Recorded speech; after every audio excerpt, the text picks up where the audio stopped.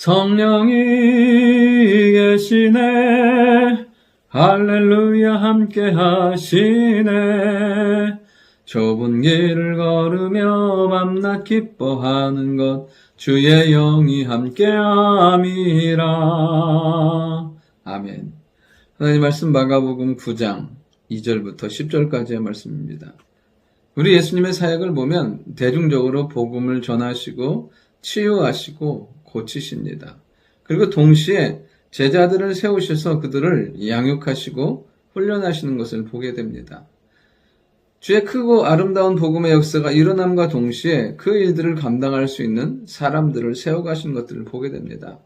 우리 자신도 하나님의 말씀과 성령으로 그리스도의 사람, 하나님의 사람으로 세워져서 하나님의 영광스러운 사명을 감당할 뿐 아니라 주의 자랑과 기쁨이 되고 이 땅의 빛으로 소금으로 드러나는 우리가 될 수 있기를 원합니다. 이렇게 주님이 제자를 양육하시는 방법은 무엇이냐면 첫 번째는 보여주시고 깨닫게 하신다는 것입니다. 오늘 이제 엿새 후에 베드로의 신앙 고백 후에 예수님께서 베드로와 야고보와 요한을 데리시고 따로 높은 산 변화산에 올라가십니다. 그러면서 그들 앞에서 어떻게 되냐면 모습이 변형되십니다. 그곳이 광채가 나고 세상에서 빨래할 수 없는 자가 희게 할 수 없는 만큼 희어지게 되는 것을 보게 됩니다. 그리고 엘리야와 모세와 우리 주님과 얘기하는 것을 그들에게 보여주시는 것을 보게 됩니다. 여러분, 우리 주님은 원래 영광스러운 분이세요. 그리고 엘리야가 모세가 범접할 수 없는 하나님의 권능과 영광을 가지신 분이십니다. 그런데 그것을 어디에서요?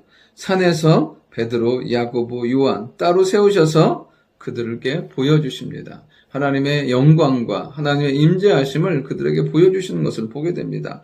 놀라운 건 뭐냐면 주님은 이 세 명 베드로, 야고보, 요한을 계속 따로 양육하시는 것을 보게 됩니다. 야이로의 딸이 죽었을 때도 그들을 데려가시고 겟세마네에서 마지막 기도하실 때에도 그 셋에게 따로 기도를 부탁하시는 것을 보게 됩니다.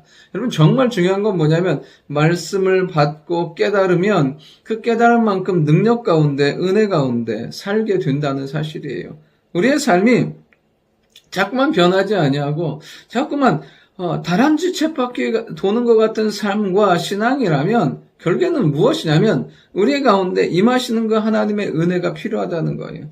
그 은혜가 능력이 한계를 돌파하고 수준을 넘어서게 하며 인생의 삶의 목적을 다르게 살 수 있게 한다는 것입니다. 오늘도 우리 안에 보여주시는 주의 영광이 있기를 원해요. 깨닫게 하시는 말씀이 있기를 원해요. 우리 가운데 역사하는 충만한 성령의 능력이 나타나기를 원합니다. 그럴 때 베드로와 야고보와 요한 그리고 그 제자들이 복음을 위해서 하나님의 영광 가운데 귀하게 사용받고 그 복음 가운데 영광스럽게 하나님의 사람으로 승리하게 되는 것을 보게 됩니다. 그것이 우리에게도 나타나게 된다는 거예요.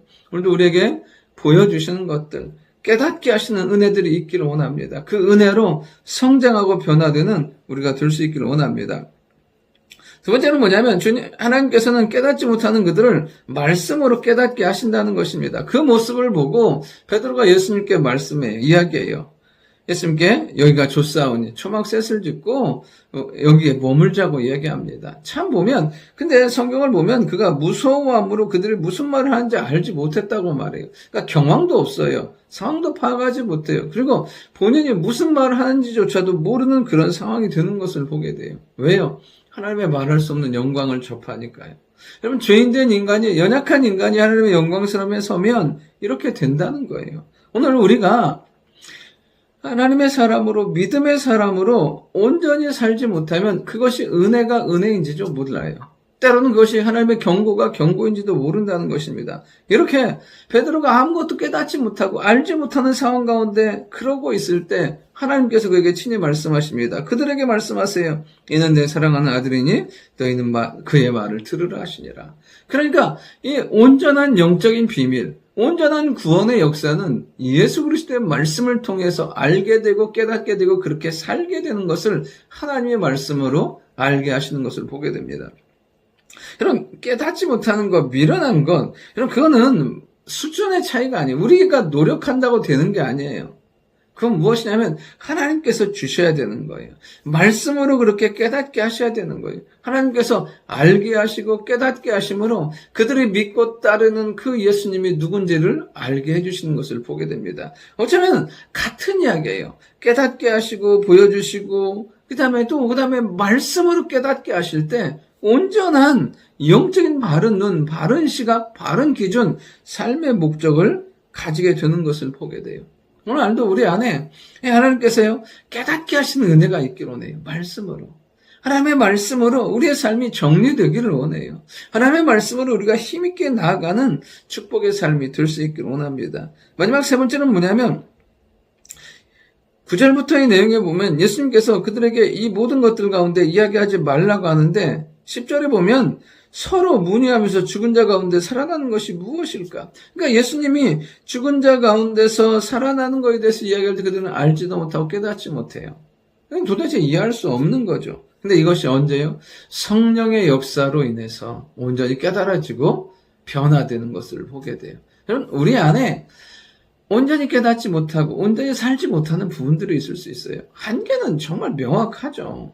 매일의 삶이 넘어지고 깨어짐의 연속이니까. 그런데 그 삶에서 일어날 수 있는 힘은 무엇이냐면 하나님의 성령이에요.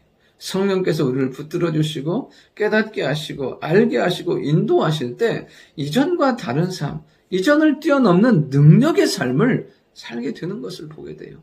오늘도 우리 안에 이렇게 주께서 보여주시는 것들이 있기를 원하고 말씀으로 깨닫기를 원하고 그 위에 성령의 충만함과 임재로 말미암아 온전히 우리가 하나님의 사람으로 살 뿐 아니라 믿음의 사람으로 승리하는 축복의 삶이 될 수 있기를 원합니다. 좋으신 아버지 하나님, 항상 우리의 눈을 열어주셔서 보게 하시고 귀를 열어주셔서 듣게 하시고 심령을 열어주셔서 말씀을 깨닫는 은혜가 있도록 인도하여 주옵소서. 그 위에 성령의 기름 부으심과 역사하심으로 구원의 비밀, 승리의 비밀, 영적인 비밀을 날마다 깨닫고 주와 동행하며 승리하는 축복의 삶이 되게 주여 인도하여 주옵소서.